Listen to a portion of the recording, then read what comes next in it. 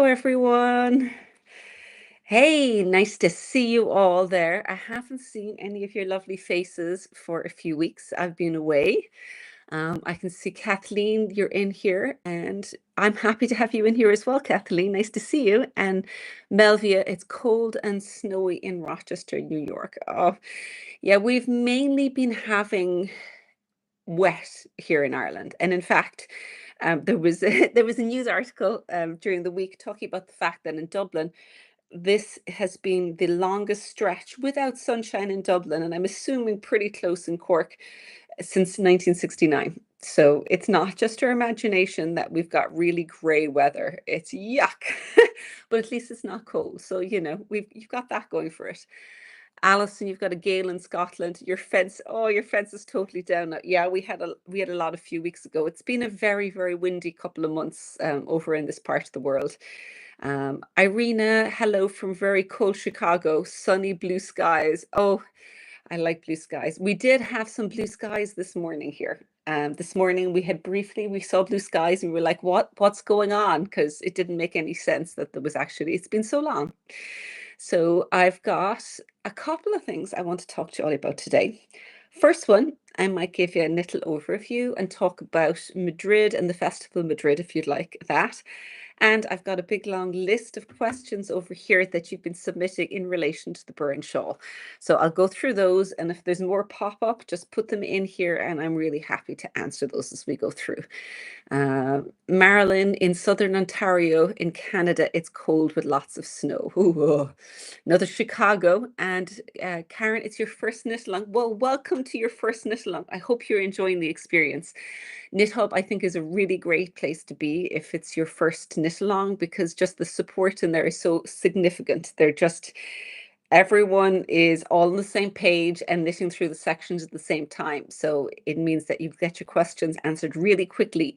In fact, even though I try my best to jump in fast, there are so many people in there that the likelihood is somebody else will get in there before I will, which is fantastic. So it'll be fast answers.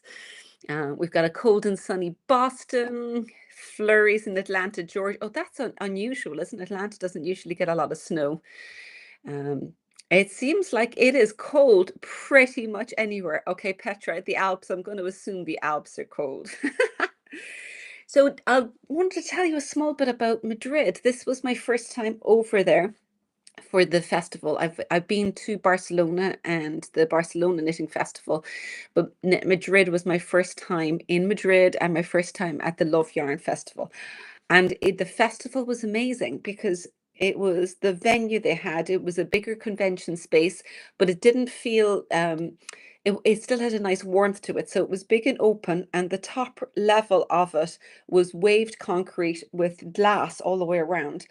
And that's particularly good with yarn because it meant that there wasn't really strong direct sunlight on you so that you weren't overheating, but there was natural light everywhere. And if it's with yarn, the advantage is that you can see the colors really well. Because normally in indoor spaces, if there's artificial lighting, it's very hard to see the colors properly. And I've had people at festivals where they'll take them and they'll try to move the yarn over to an open window or something like that so you can see the true colors. So a yarn festival with surrounding natural light on all sides, big wide aisles, and a really interesting mix of vendors it makes for a really pleasant experience to be at.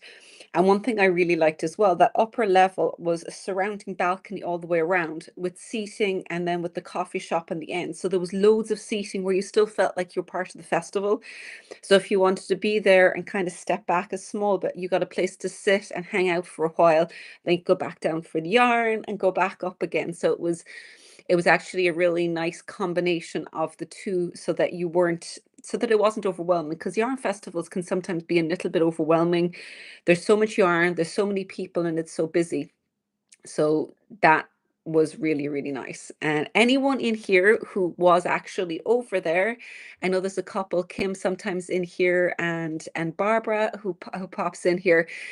It was lovely to meet you, and it was a delight to teach everybody when we were over there. There was a couple of patterns that were exclusive to the classes when we were there that very shortly I will release on the website and on Ravelry as well. So there's a reversible cowl, and there was a two-color, a reversible hat and a two-color cable cowl. So those will both be up sooner rather than later, as well as individual patterns. And you may possibly like to have a look at some of the yarn I got. So the first one wasn't from the festival, but it was, Barbara gave me these. This is a really cute little label here on these. The company is Lila Loops, Lili_loops. And this is the most, I feel like this should be a Gigi color. So Gigi, if you're watching, I feel like this one is in eight of you. Gorgeous oranges, so a mohair and a merino. So they are just lovely, lovely combos.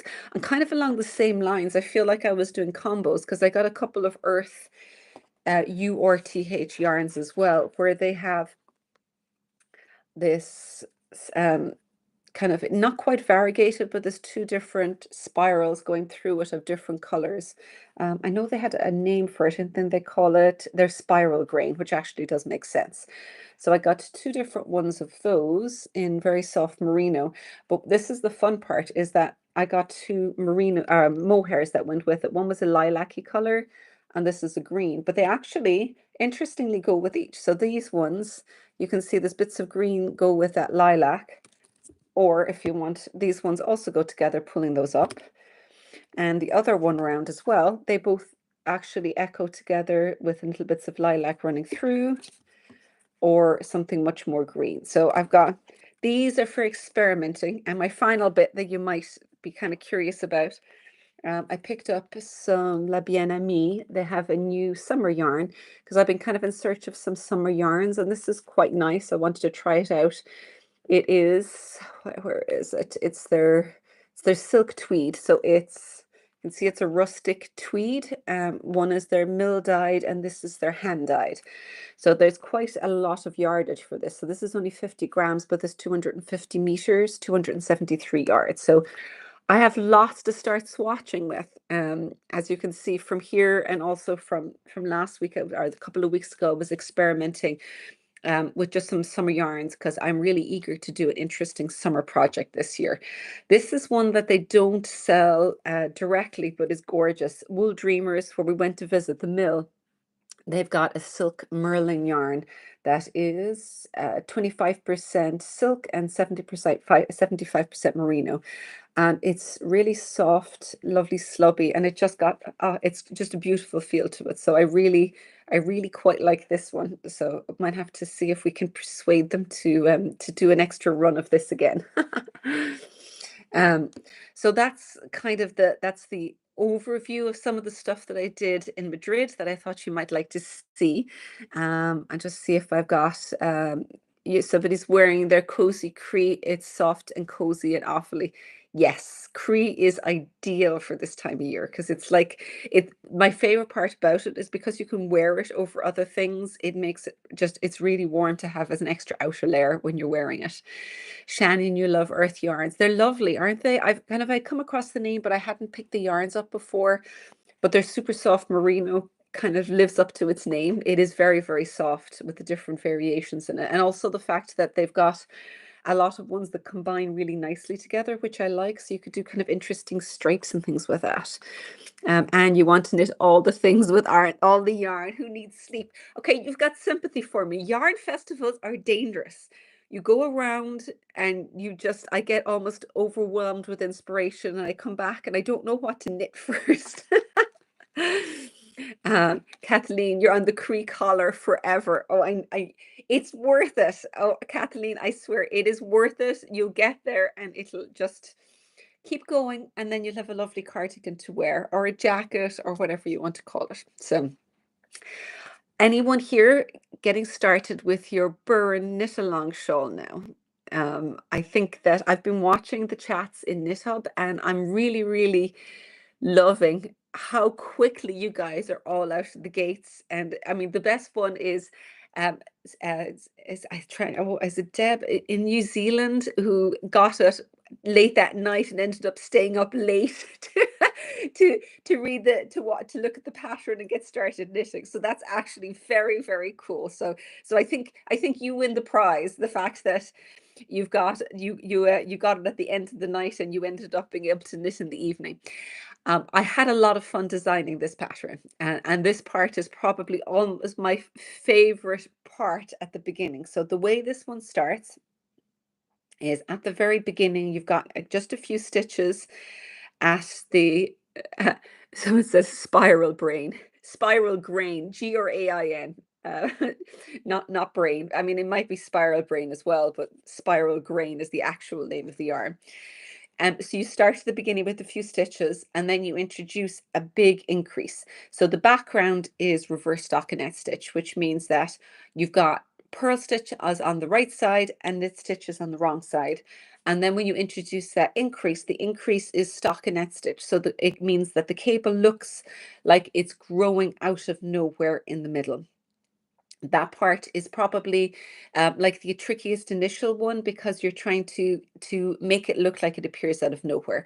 The way I've written it in the pattern is you're going to do a lifted increase and then on the right side and then knit into the front of that back knitted increase. So you're making two stitches appear out of nowhere right in the middle.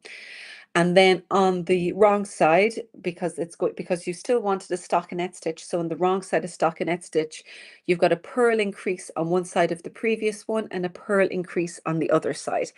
I did have a question about, because I was saying that there's other variations of increases that you can do where what you're going to actually be what you can do is do all of the increases together basically, but it's a slight variation. It's one where you're knitting in and out of the middle one. So if I'll try, it's hard here because I'll have to kind of turn around and try and do it backwards, but hopefully I'll be able to show you what it looks like. But what you're doing, if you're looking for it on the website, it would be increase 1 in 3 or increase 5 in 1. Yeah, so 1 into 3 into 1 or 5 into 1. And what you're actually doing with the one that's there, with the way it's knit, is you go in between these two stitches, pull this over, then this stitch that was there, you move back, and then you're almost knitting backwards because you go into these two stitches here, knit it there, and pull it over the wrong way around. Then you move this back. So basically you're moving the stitch back and forth and knitting in between each of those. So if you wanted to do it that way instead of the way I had, you could start by doing the lifted increase and then you knit into each side of that. So it'd be kind of a combination of you start with that first lifted increase and then the rest of it would be the way it's shown on the website. So you can just look it up in Stolen Stitches, just look for increased stitches where you're making 3 out of 1 and it's lifting back and forth. Yeah, Hannah has just dropped up the link down there, which will show you how to do it. But the variation being that the first one I do is a lift so that you're lifting it and then you can add 3 from that stitch. So that will give you 4 overall. You're best off doing it on a right side row and then on the wrong side row, you could just purl across all those or leave it exactly as written. The only reason I put that in there is in case somebody was having a little bit of problems with the one that was there and wanted a variation on it. If you're getting a slight loose stitch, that is actually quite common. If it's a really big hole, then it may be that you haven't knit into the wrong side. So if you're doing a make one increase, the side you lifted from, you knit into the opposite side and that way it will close it up. But if you do it the other way around, you'll end up doing more a yarn over and you'll make a big hole. So if you're getting a really big hole, it might be that you need to twist that stitch as you're doing the increase and that can help it. But reserve judgment until you start your cables, because I find with those increases, once you've got the cables, they pull it apart and they do a really good job of actually closing that off as well. So just, yeah, be aware that it does kind of help close them off a bit. Liz, you were thinking about knitting through the back loop on the yarn over on the purl side, but it made the hole disappear. Yeah, exactly. So then the other thing that you're doing with this is as you're coming up along the edges, one stitch in from the edge on each side, I'm doing a yarn over. And the reason for that is I actually want those yarn overs because we're going to pick up in those yarn overs to open them up at the very end. So they'll actually become a design feature. I had kind of jump back and forth between doing it that way and doing the yarn over right on the end of the row. Either way is going to work fine, but you can actually once you've got those yarn overs, you want the yarn overs open on the edge because they're going to become a design feature when you pick them up for the actual very tail end. Leslie, you're watching TV last night and your local station advertised an upcoming program, Wild Ireland, all about the Burren. Can you believe that's really funny? Anyone who has had a chance to visit the Burren, you will really enjoy it. It's somewhere when the kids were small. We actually went to visit quite a bit because it's just gorgeous. It's a big limestone area with lots of cracks and fissures, very, very interesting rock formations. But there's like various, it's not quite standing stones, but you know the ones where there's two ones with the ones on top. So the very old simple constructions that are around. So those you'll see those a lot all over the place. Deirdre, you're in the mystery knit along, but you're a day or two late starting. You're finishing a 500 stitch I-cord edging on a shawl. I feel for you. That's going to take you a while. Just yeah, it's good TV knitting though. Just keep plugging away at it. Um, so my list here is I think the question I was asked here is the other way of demi increases. So Joyce was asking me on that. Helen had asked if you wanted to make the shawl larger later. Can you do that? And the answer is yes. And it's something that I'll make sure that I'm talking about as we go through. So the shawl starting at the very beginning here and it's growing up. And the first cable, it's the complete section. So you've got it where you've got the little twist in the middle and then they grow out along each side. And the two knit stitches that are traveling both right and left, they're going to continue all the way up. And then once you finish the end of cable 1, cable 2, then there's a section of 20 stitches for cable 2 with 30 stitches on each side. And you'll put a marker in the middle there, which has been indicated by the little blue section or green section in the middle of the last row of cable 1.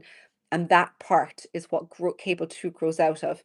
And then the other ones move on. So I did have a question. It was Ursula was asking what happens with how does one cable grow and the other and what are the markers for, and that's what it's for. Is those green stitches indicate where cable 2 is going to be and where you're going to put your stitch markers.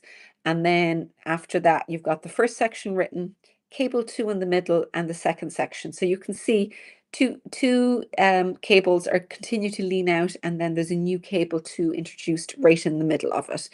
And that's all we're going to do for the end of clue 1. You're doing cable 1, cable 2, and so the end of clue 1 is you're going to finish there. In terms of amounts of yarn, obviously we're going to keep growing up with triangle. The top section is going to be the best place where you're going to know if you want to add more yarn. So for me on clue 2, we'll finish the next section up to the end of the triangle.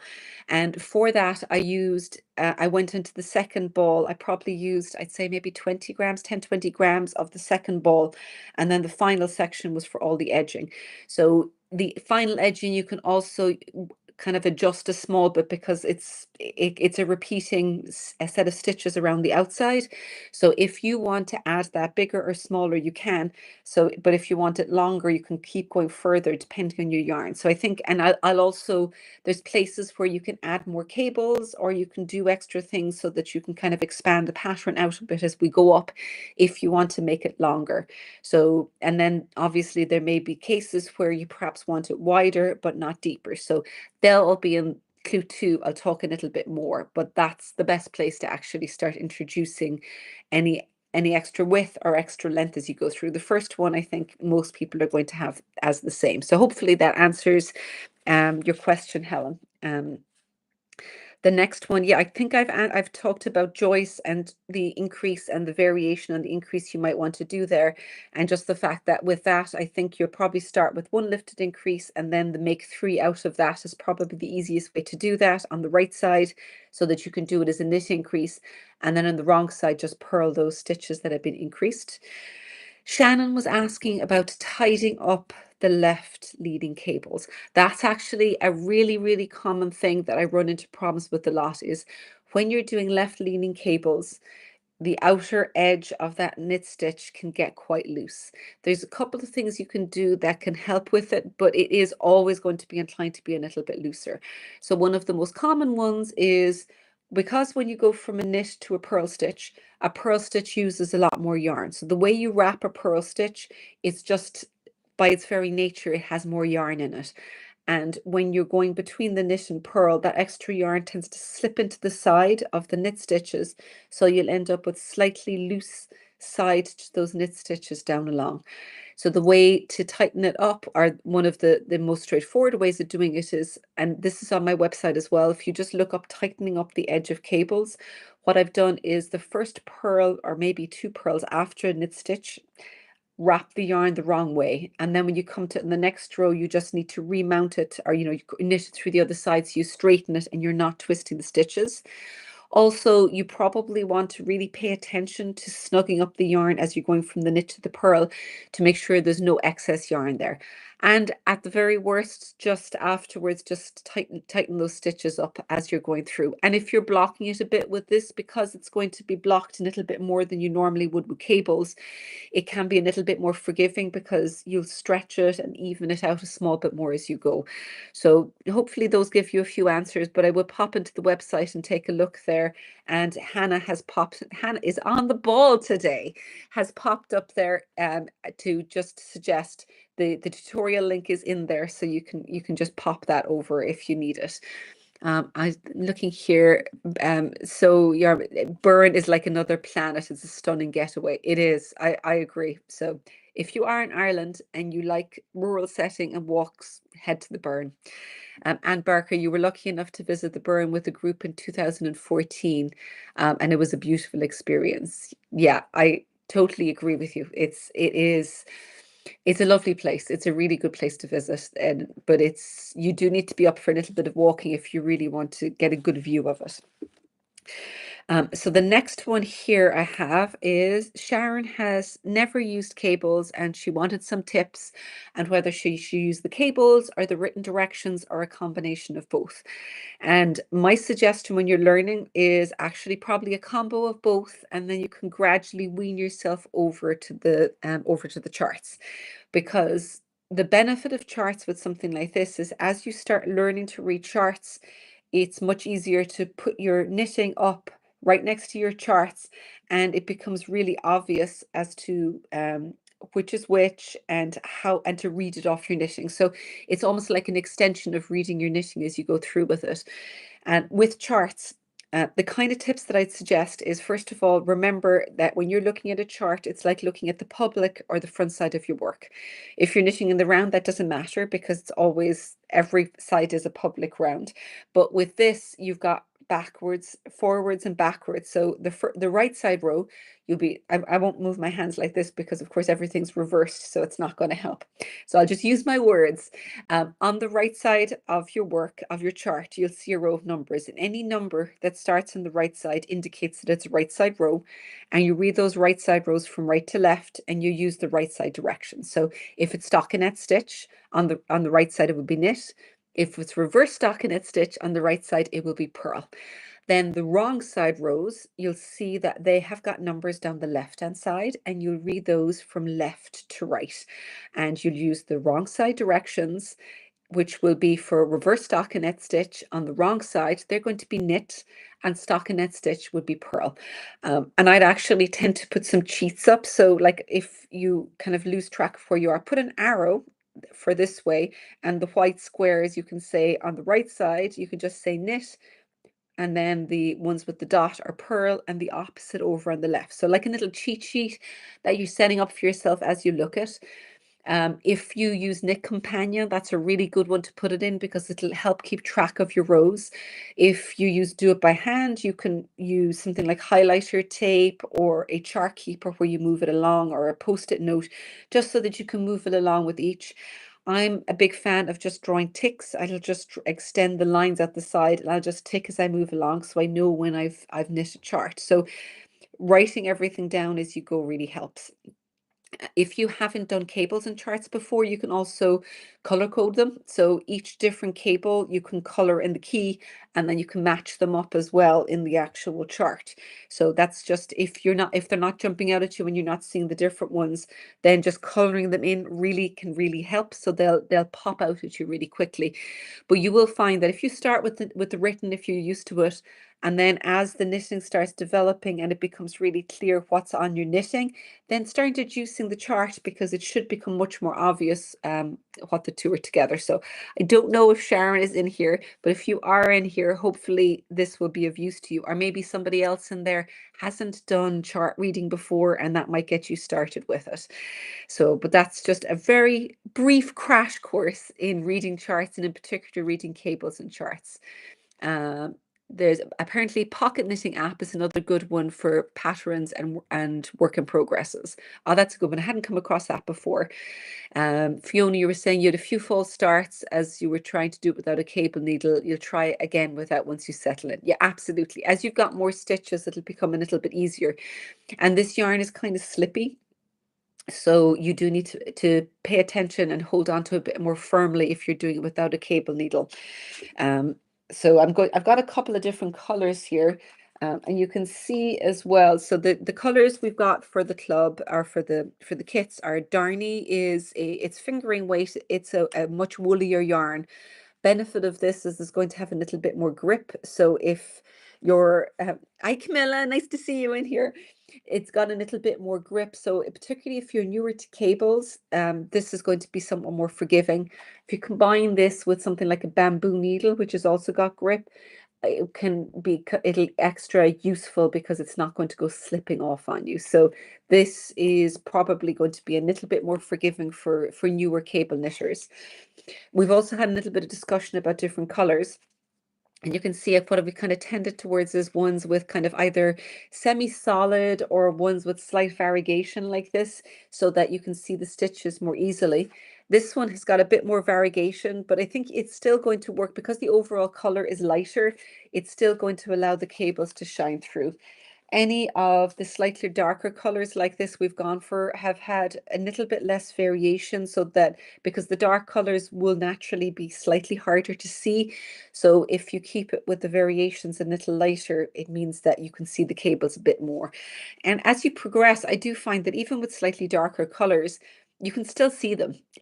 So it's just, it's very much, if you've got a color you love and it's darker, I wouldn't worry too much. I know, Liz, as you were going through, there was one you had which had a lot of variation and the colors were a little darker, and you were worried about the cables not being seen.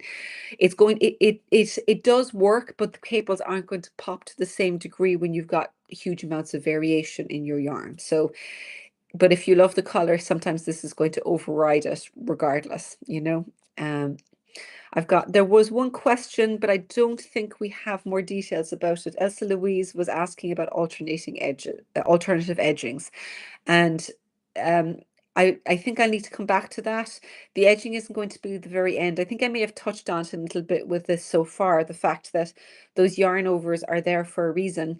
If you're not crazy about them, I would suggest still leaving them in, but you could move them one stitch out, so you can do them right at the start of the row if you want. Because with the way it is, when you pick up stitches, there'll be a teeny little blip where the knit stitches was in, but you do want those yarn overs in there for sure. And the last question here, Irina was asking, she was picking her yarns and she was thinking about an alpaca silk combination. It does sound lovely. It is something you'll need to swatch, because both alpaca and silk are very slippy. So you do run the risk with that of it not holding the shape of your cables. So I'd say swatch it, block it, see if it's holding the cables and if you're happy with it. It is going to look beautiful and feel really nice. And then the only thing that you need to just test out as you're going is, does it hold the cables enough? There was another suggestion as well. Somebody was using, I think it was this chirp one here. Sometimes these ones can have a bit of variation, in which case you will want to alternate your skeins as you're doing that. So if you haven't done that before, all that means is you'll have two skeins going at the same time, and you can just work two rows, a right and a wrong side row with one color, right and wrong side row with the next one. So it means if there's a little bit of variation as you're going through, they're going to blend in together and you're not going to get a harsh line when you move from one to another. I'm going to look back here. Majorie, your knitting chart app for the iPad's nice because you have the chart with the instructions for the highlighted work row at the bottom. Yeah, that sounds really good, particularly as you're learning it. It can be very helpful, I'd say. Somebody's Leslie Brooke. Yes, I see. Thank you for introducing yourself. Um, you're loving the darny. Yeah, darny I think is got a lovely body to it. So when you're knitting the cables, it's really going to show up. So it's good. It'll look quite different from this, but I do think they both work because I've swatched up the darny first of all, and I thought that both were going to work really nicely. And I don't know why your name's not showing up because I haven't seen that before. Who knows? Liz, you frogged it and you found another option. Fair enough. I suspect that you've probably got a few options that are going to work in your stash. So this way you get to test them all out and see what does or doesn't work. Fiona, you have the darny, so you're not suffering from the slipperiness. Yeah, that's what I thought. The darny is going to have a little bit more grip. And I did find that if you find in the yarn a little bit slippy with cables, try different needle types. Try bamboo, try metal. Each of them I find feels really different. And you having both types on hand means that you can alternate between them and decide for your particular project which one gives you a little bit more of a flow, which one is more comfortable to work with. And you're using the Fino in Admiral. It's lovely rich blue. It's a little dark. The cables are subtle. Yeah, and the thing is that, like, see what I'm wearing here? This is a really dark color, but you can still see the cables because it's texture, it stands out. So I don't like, a lot of times people are a bit worried with darker colors showing cables, and I actually think they show fine because of the fact that it's textural. So it's not going to be, you're not talking about color contrast, you're talking about texture running out. So don't be afraid of slightly darker colors with cables. I think they still do show. It looks a little different, but it does work, and I think it works really nicely. Hopefully, I think I've probably hit on most of the questions that have come up on the first day.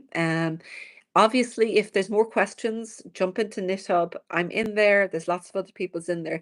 If you do tag me, if you think it's one that is specific to me, most of them I see, some of them, it doesn't always directly come in, so it might be a day before I see it. But within a day, I answer pretty much everything as we jump in. And Hannah has just jumped in with the tagging the cardigan that I'm wearing here. Some are saying, yeah, Leslie, some of your favorite Aran cardigans are in darker colors. Exactly. It is something that people tend to be quite nervous of, but I think that it can work, and it doesn't because of the texture. You're still going to see those cables, even if it's a darker color, which is why we did have a few darker color options like that. And so just think about it with cables like this, you're still going to see it. It's going to be a little bit more subtle, but you definitely still will see cables even with darker colors. So don't be too afraid of dark colors with cables.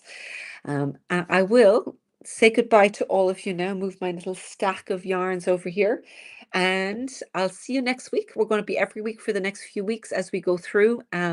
Pop-up questions as we're going into KnitHub. When Hannah, she's going to, whenever time we're going to live, that we're just saying, we announced the live on KnitHub, and it's a great place to pop the questions so we can combine them all together and I can answer them live here. All right, thank you very much and enjoy finishing off Clue 1.